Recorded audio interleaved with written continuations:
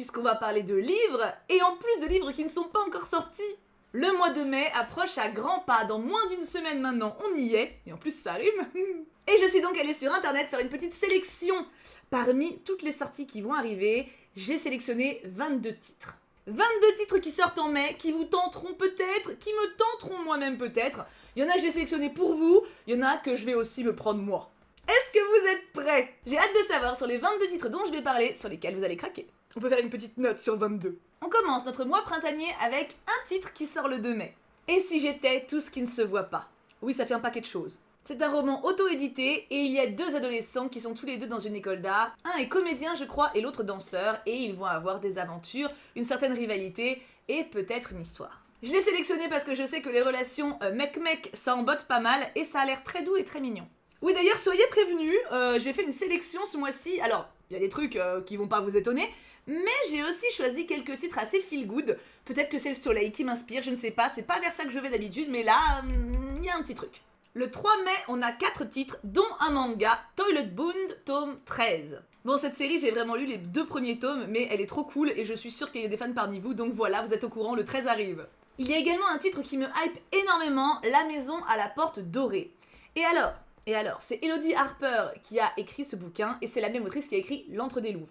Apparemment, ce serait un tome 2, mais je ne sais pas encore si c'est la même saga et des histoires indépendantes, ou si c'est la suite directement, j'ai pas trouvé l'info, et j'ai pas trop osé, j'avoue, lire le résumé non plus, puisque j'ai pas envie de me spoiler, parce que lire le résumé d'un tome 2, ça implique souvent de se spoiler le tome 1, chose que je n'ai pas envie du tout de faire, puisque j'ai le tome 1 de L'Antre des Louves, du coup, dans ma palle. Enfin, dans ma palle générale, hein, pas encore dans ma palle du mois de mai. Peut-être qu'il y sera, mais pour le moment, il y est pas. Du coup, ça me hype forcément, puisque le tome 1 de L'Antre des Louves était sur Pompéi, avec des femmes qui travaillaient en tant que prostituées, et qui essayaient de sortir de leurs conditions. Je trouve ça génial qu'il y ait une suite à cette saga. J'adore tout ce qui est antique un petit peu, puis ça se prête très bien au printemps-été, donc voilà, la hype est présente. J'ai sélectionné aussi du thé pour les fantômes qui parle de 2 sœurs qui se sont perdues de vue. Une est sorcière et l'autre guideuse de fantômes, je crois. Oui, c'est ça, parce que je regarde le résumé affiché en même temps. Et en fait, elles se sont perdues de vue pendant plus de 30 ans et elles se retrouvent à la mort de leur maman. Et elles doivent essayer de retrouver son fantôme pour résoudre une énigme importante. J'ai bien aimé le résumé, j'ai bien aimé le style. J'ai trouvé que ça avait l'air assez original, perché, mais juste ce qu'il faut. Donc lui, il m'a bien intrigué. Puis qui refuserait une bonne tasse de thé à part moi? Oui, parce que j'aime pas le thé. Je vous ai sélectionné La fille de la déesse de la lune. Alors, de mon côté, je pense passer mon tour. Ça va dépendre de vos critiques, en fait. Hein. Clairement, je vais me baser. Vous allez être mes crash tests. On est sur une histoire, il me semble, chinoise, et qui a l'air d'être assez douce, assez légendaire, bon, pour la mythologie chinoise, justement. Donc, si jamais il y en a qui craquent et qui le lisent, et je me baserai sur vos avis pour savoir si ça me plaira. De mon côté, j'avais lu La joueuse de sitar il y a pas très longtemps, et j'avais trouvé ça assez contemplatif, assez lent. J'ai l'impression, vu le résumé, que ça va être un petit peu dans cet ordre-là aussi, pour le côté sans doute assez sacré de la légende. J'attendrai vos avis, mais il a l'air très bien écrit et très inspirant. Voilà pour les 4 livres qui sont sortis le 3. Maintenant, il faut retourner en librairie dès le 5 mai, puisqu'il y a 5 titres intéressants aujourd'hui. Un petit manga d'abord, Bright Stories, tome 14. Bright Stories, je crois que j'ai lu les 6 premiers, c'est vraiment cool, faudrait que je continue, mais ça fait partie des nombreuses sagas où il faut que je continue. C'est super sympa, donc voilà, pour ceux qui aiment cette saga également, n'hésitez pas à foncer. Toujours en manga, Frieren tome 8. Je crois qu'en plus je vous avais tenu au courant de la sortie du tome 7, et voilà, le 8 est là. J'ai jamais lu, mais ça il paraît que c'est vachement cool, vous êtes plein à être fans. Et avec ces 2 mangas, 3 romans, notamment La fiancée du dieu de la mer, regardez cette couverture absolument magnifique. Ça rejoint celui qui est sorti le 3. C'est encore une légende, j'ai l'impression, chinoise ou japonaise, en tout cas asiatique. Je me gourre pas au moins sur le continent. Et c'est un peu mes mêmes craintes. De mon côté, j'ai un peu peur d'un les récits qui soient lents et très poétiques. Enfin, peur. Ça peut être un gros coup de cœur aussi, hein, mais c'est une appréhension de mon côté, donc j'attendrai que vous me rassuriez. On est sur une jeune fille qui doit se marier avec un dieu, mais au final, elle est déjà amoureuse d'un mortel, donc c'est sa sœur qui prend sa place pour épouser le dieu. Ça me plaît, tu vois, donc je sais pas, lui j'hésite. Un petit jeunesse maintenant, La folie des papillons. Lui j'aime beaucoup, en ce moment je découvre pas mal de jeunesse qui sont des petites pépites. Alors malheureusement j'ai pas le budget pour m'acheter tout ce qui m'intéresserait parce que ça se lit vite et je sais que je suis pas le public ciblé, mais j'adore en lire pour pouvoir vous en parler et vous faire des retours. Enfin, vous savez, il y a jeunesse et jeunesse, hein. Là on est jeunesse quand même, j'ai l'impression quand même jeune, comme celui que j'ai lu d'ailleurs, enfin bref, on verra en update lecture pour celui que j'ai lu, c'est pas le sujet. On est sur un groupe de jeunes filles en 1922 qui sont un peu des Robin des Bois sympas. Elles prennent la thune aux mecs riches pour redistribuer ça à des gens qui en ont besoin. et la police les cherche et elles essaient, elles, de trouver leur place en tant que femmes dans cette société de l'époque. Ça a l'air vraiment génial et le synopsis promet beaucoup. Je suis très confiante et je me tâte à me l'acheter. Je pense vraiment que, alors pas forcément pour ce mois-ci parce que c'est pas une urgence, mais ça me plaît, j'aime bien.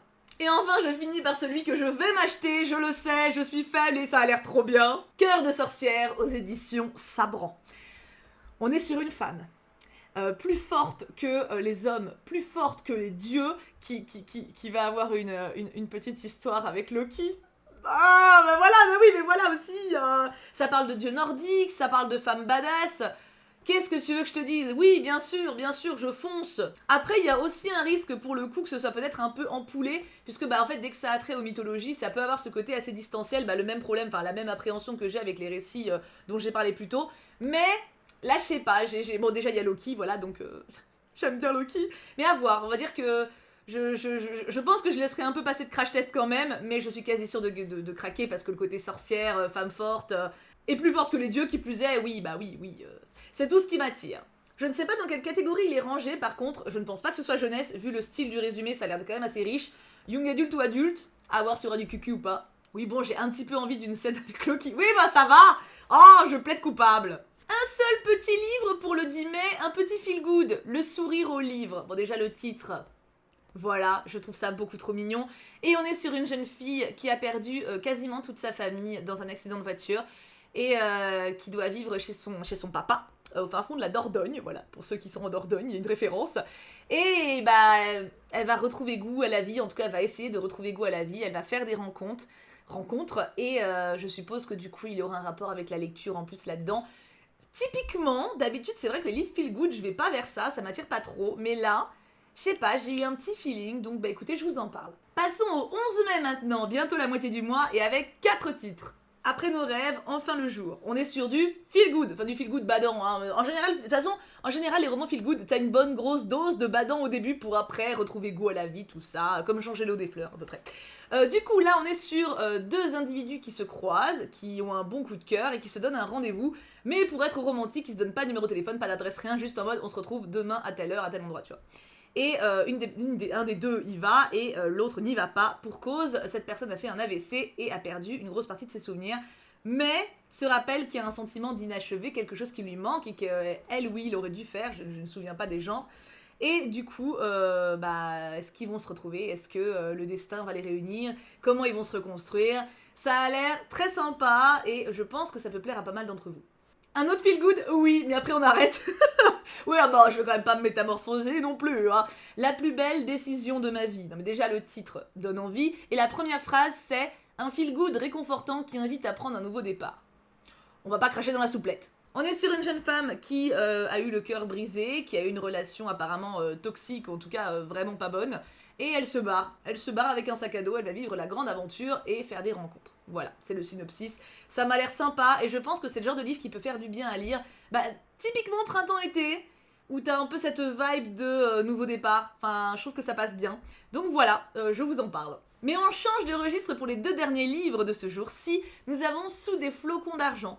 Là, on part en 1931, un peu plus du coup que le livre d'avant, avec Freya qui se barre de sa campagne. Elle part de Cornouailles, donc c'est un autre délire encore. Hein. Donc c'est pas très loin, non? Je ne sais pas, je suis nulle en géo. Et donc elle s'en va pour devenir actrice comédienne, je crois. Comédienne, j'ai vérifié. Et dans le train, elle rencontre Kit, qui est lui-même dans une quel est le mot? Une compagnie de théâtre. Et du coup, ils vont vivre une grande aventure ensemble. Ça a l'air hyper sympa. Bon, déjà, j'ai trouvé le livre en lui-même joli, mais je trouve que ça promet quelque chose d'assez léger et en même temps, d'aventure également. Oui, il y avait Poupette qui est venue boire, je n'allais pas l'empêcher de boire. Du coup, voilà, celui-ci, il a l'air bien intéressant. Je ne sais pas encore si je craquerai, mais il me titille. Et j'avoue que le côté comédien dans les années 30, ça me hype pas mal.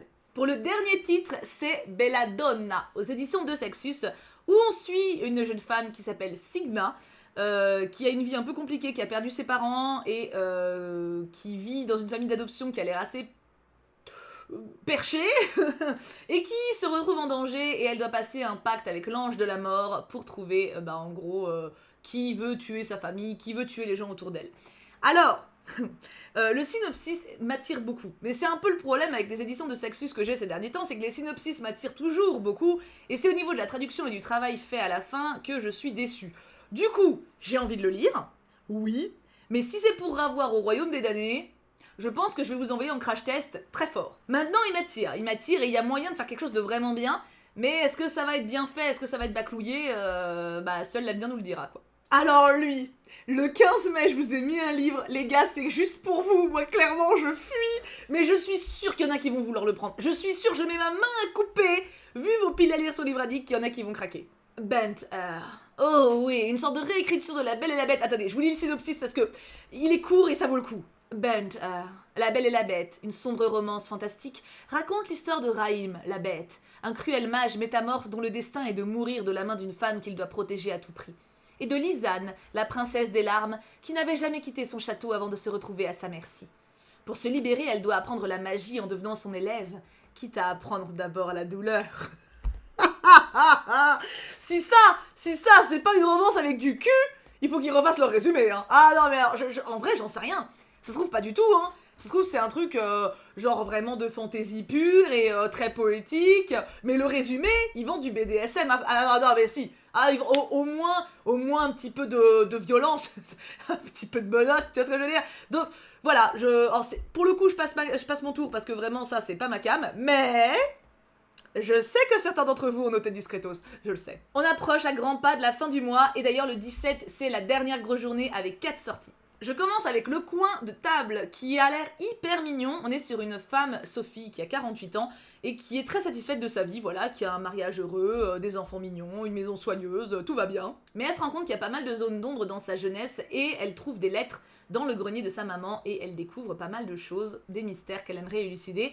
Ça a l'air hyper sympa, ça annonce, je pense, un feel good, même si c'est mêlé à une enquête sans doute historique. En tout cas, je suis très hypée et j'ai vraiment envie de le découvrir. Ça me fait un petit peu penser à... alors attendez, le titre du film. Sur la route de Madison. Purée, j'ai eu une absence, vraiment, j'ai passé 2 minutes en mode... C'est un peu la même chose avec une maman, pour le coup, qui décède avec des enfants qui trouvent ses journaux... qui expliquent un petit peu les raisons de ses dernières volontés sur son testament. Là, ça me fait un peu penser à ça. J'avoue qu'il me hype beaucoup. Peut-être que c'est Changer l'eau des fleurs qui m'a donné cette envie de plus de feel good, surtout avec des femmes d'un certain âge. 48 ans c'est jeune, attention quand je dis d'un certain âge, c'est juste que ça me change par rapport aux young adultes où ils en ont 17 ou 18 à tout péter. Hein. Un petit manga et pas des moindres, La sorcière aux champignons tome 4. Oui, je suis trop contente, j'adore cette saga, c'est trop bien, je suis méga hypée. Et on termine avec 2 suites ou préquels de saga, et alors là, il y a du prestige. Il y a Les Immortels, tome 2, Les guerrières sans pitié. J'avoue que j'ai un peu peur parce que moi j'ai bien aimé le tome 1. Je l'ai pas trouvé incroyable, mais je l'ai trouvé satisfaisant à lire et plaisant. Mais il y a des personnes qui ont déjà lu le tome 2 en anglais, qui m'ont fait des retours et qui m'ont dit que c'était hyper convenu et cliché et pas bon. Du coup, j'avoue que j'ai eu... Alors, j'en ai pas eu 50 forcément parce que tout le monde ne lit pas en anglais, mais j'en ai quand même eu 2-3, donc j'étais en mode ah bon, mais du coup techniquement sur le papier je suis hypée quand même parce que le 1 m'avait plu, même si la fin m'a un petit peu fait rouler des yeux, mais il était quand même cool donc je pense me le procurer, peut-être que j'attendrai un petit peu de voir en vous envoyant devant encore une fois, oui vous êtes un petit peu mes cobayes, oui complètement, mais en même temps je le suis aussi pour vous donc c'est du donnant-donnant, hein. Donc voilà, en tout cas Les Immortels tome 2, ça sort le 17 mai. Et enfin the sortie hypante pour moi du mois, genre même au-dessus de La sorcière avec Loki là, le préquel de La passeuse de mots, La légende d'Elébor. Là, ah là, oui, là je suis hypée, là. Alors le tome 3 de La passeuse de mots m'a un petit peu laissé en dehors, parce que, enfin pas en dehors, mais j'ai trouvé ça assez lent, je vous en parlerai en update le moment venu, mais il n'empêche que je suis extrêmement fan de la plume et des personnages de manière générale, donc en savoir plus sur l'univers et les passeuses de mots précédentes, c'est un grand oui, et je suis méga hypée, et en plus les 2 ouvrages, le collector et le classique, sont sublimes, je vous mets les photos des 2 pour le coup, voilà, donc prenez mon pognon, voilà. Il le mérite, en plus, il le mérite vraiment. Alors justement, en parlant de mots, le 25 mai, il y a un livre qui sort, qui s'appelle La Cité du Savoir, et où on suit une jeune fille qui s'appelle Sophia, qui a un pouvoir avec les mots, et qui va dans une école pour apprendre à le maîtriser. Apparemment, elle y va avec son frère aîné qui va la protéger là-bas, et ils se rendent compte que dans la ville de son école, il y a plein de mystères, plein de choses à régler, etc. J'ai trouvé ça assez drôle que d'ailleurs que cette publication suive de peu le préquel de La Passeuse de mots. C'est pas la première fois hein, qu'il y a un livre qui parle de mots ou de science du mot là-dessus. Bah il y a L'Arrache-mot tout simplement qui était excellent d'ailleurs en jeunesse que j'ai beaucoup aimé. Donc celui-ci m'intrigue pas mal et me donne envie. Et enfin, dernier livre du mois qui sort le 26, Héloïse, tome 1, Les fleurs du sérail. Alors je ne connaissais pas du tout la maison d'édition d'ailleurs, attendez je regarde parce que c'est écrit en tout petit. Est-ce que je vérifie? Jeanne et Juliette, je crois, je ne connaissais pas du tout, je ne sais pas si c'est un poche ou un grand format, mais c'est un roman historique. Et ça a l'air super sympa, donc je voulais le résumer pour le coup aussi. C'est vrai que je vous les lis pas pour tous parce que ça serait beaucoup trop long, surtout genre les deux Saxus où ils sont hyper longs, mais quand ils sont courts je m'autorise, ça permet de me se rendre compte. Une plongée étourdissante dans l'intime des harems entre sororité, rivalité et opulence. 1810. Après son naufrage sur les côtes d'Afrique du Nord, Héloïse, une vivandière de l'armée napoléonienne, se retrouve enfermée dans le harem du Dey d'Alger. Arrachée à Louis, son compagnon, la jeune fille est contrainte de devenir Alève, une concubine parmi d'autres.